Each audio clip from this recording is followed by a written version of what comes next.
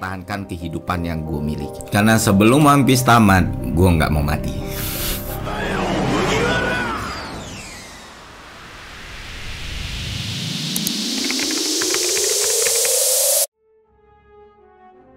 Star Wars sudah dimulai sejak tahun 77 dan masih berlanjut sampai sekarang. Tapi dalam waktu 46 tahun, mereka hanya mampu memproduksi 12 film dan beberapa series. Mustahil, franchise ini mengalahkan franchise Marvel yang sejauh ini telah merilis lebih dari 50 film dan series hanya dalam 15 tahun. Tapi kuantitas yang banyak ini ternyata malah menciptakan fenomena baru.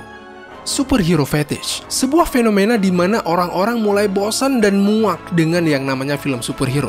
Dan there is One Piece. Selain sudah bertahan 26 tahun lebih, One Piece juga masih konsisten melanjutkan cerita mereka setiap minggunya. Sejauh ini, 1071 episode anime telah mereka rilis, 500 juta kopi manga telah mereka jual, 15 film telah mereka keluarkan. Belum lagi jumlah gamenya yang juga segambreng. Tapi somehow, penggemar-penggemarnya masih tetap menyukai dan menanti franchise ini. Entah cuma kami atau Anda juga merasakan hal yang sama. Apapun sosial media yang kami buka akhir-akhir ini, tidak sedikit kami menemukan penggunanya yang menggunakan foto ini sebagai foto profil mereka. Akun-akun sosial media ini seakan dihack oleh Eiichiro Oda, sang kreator One Piece. Tidak, Eiichiro Oda tidak meretas akun sosial media mereka, tapi Oda Sensei meretas sesuatu yang lebih berharga dari mereka. Pikiran.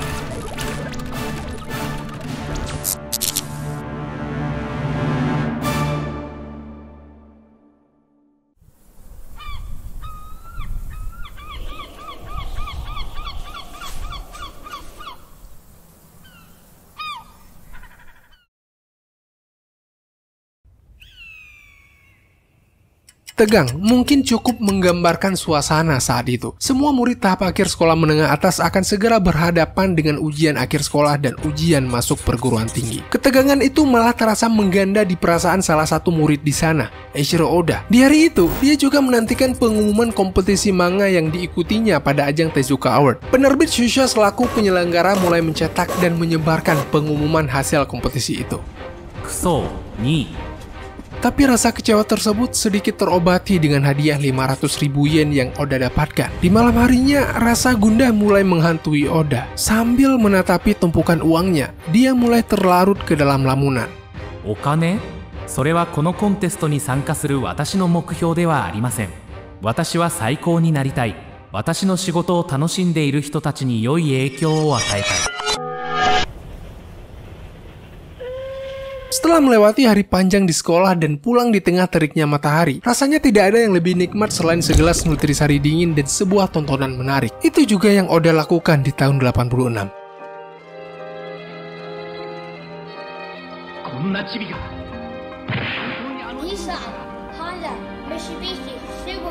Hanya butuh satu episode Kapten Tsubasa untuk membuat Eiichiro Oda bergabung dengan tim sepak bola sekolahnya. Itulah saat pertama Eiichiro Oda menyadari betapa luar biasanya pengaruh yang bisa anime berikan kepada hidup penggemarnya.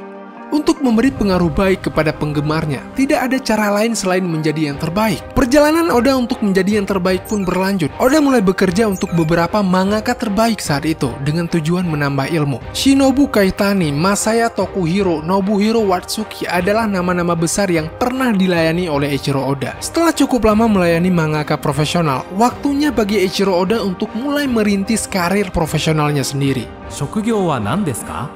学校の物語。もうそこにある。愛、たくさん。忍者、特に。 Sambil merenung, berpikir dan menganalisa, memori Eiichiro Oda mulai kembali terangkat satu persatu. なぜ海賊についての物語を作らないのですか? 高校生の頃から原稿を書いていました。 Komik Romance Dawn pun tercipta. Kesempatan Oda untuk memperkenalkan karyanya tiba ketika penerbit Shueisha merilis majalah Shonen Jump Summer Specialnya mereka. Melihat respon positif pembaca, penerbit Shueisha pun akhirnya memberi tempat kepada Eiichiro Oda untuk tampil reguler setiap minggu pada majalah mereka.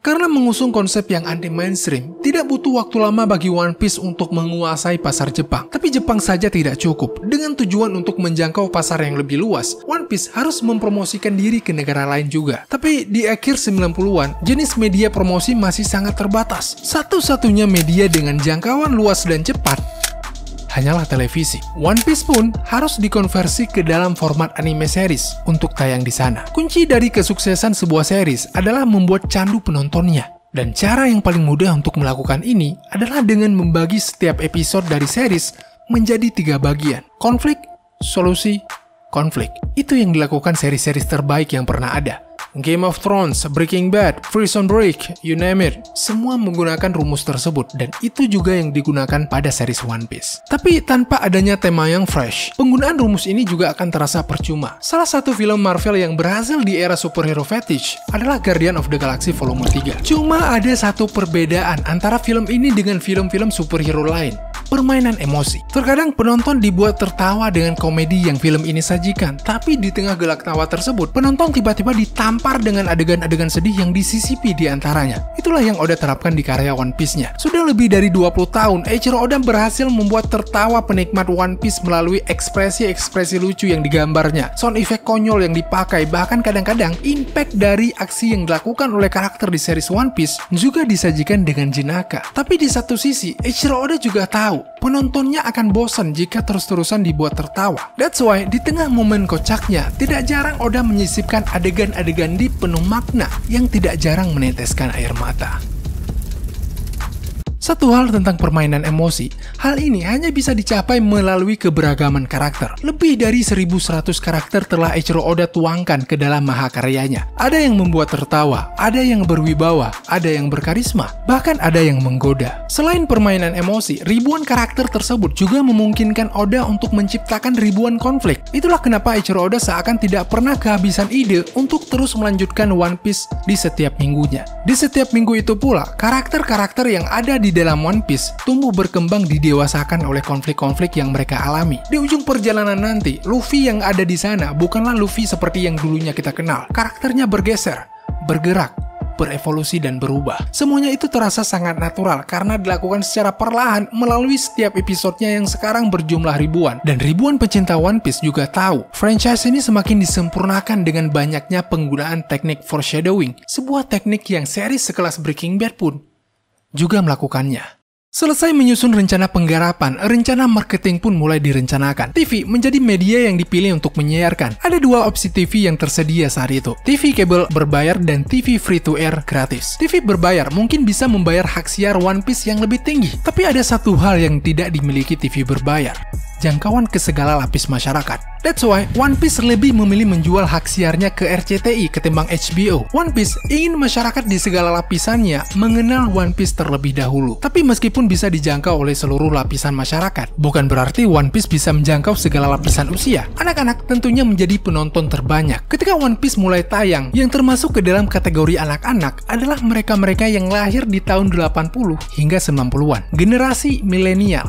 Begitu orang-orang menyebutnya. Sebuah generasi paling unik yang pernah lahir ke dunia. Mereka adalah generasi terakhir yang menikmati indahnya masa kecil tanpa intervensi teknologi. Mereka juga generasi pertama yang merasakan kemudahan teknologi di masa mudanya. Generasi di atas mereka sudah terlalu sibuk untuk mempelajari teknologi. Generasi di bawahnya juga masih terlalu kecil untuk mendalami yang namanya teknologi. Coba buka sosial media Anda. Berapa persen influencer yang Anda ikuti lahir di generasi milenial? Hampir semuanya mungkin. Tidak sedikit di antara mereka yang dihipnotis oleh One Piece sejak mereka kecil. Melalui televisi, One Piece dikenal oleh banyak orang, termasuk influencer ini. Dan melalui influencer ini, One Piece secara tidak langsung juga terpromosikan ke pengikut-pengikutnya yang tersusun dari generasi sebelum dan sesudahnya. Dampaknya, walaupun tidak semua orang menonton One Piece, tapi setidaknya semua orang pernah mendengar nama tersebut. Jangan mati sebelum menonton One Piece. Itu juga kata-kata yang sering kita dengar, dan tidak sedikit dari kita yang terpengaruh oleh kata-kata ini. Tapi setelah melihat jumlah episodenya, tidak sedikit juga yang kembali mengurungkan niatnya untuk menonton. Mungkin mereka harus menjalani gaya hidup seperti Eiichiro Oda, tidur 3 jam sehari untuk menyelesaikan seri sepanjang itu. Selain itu, penonton-penonton baru juga enggan memulainya karena mereka malu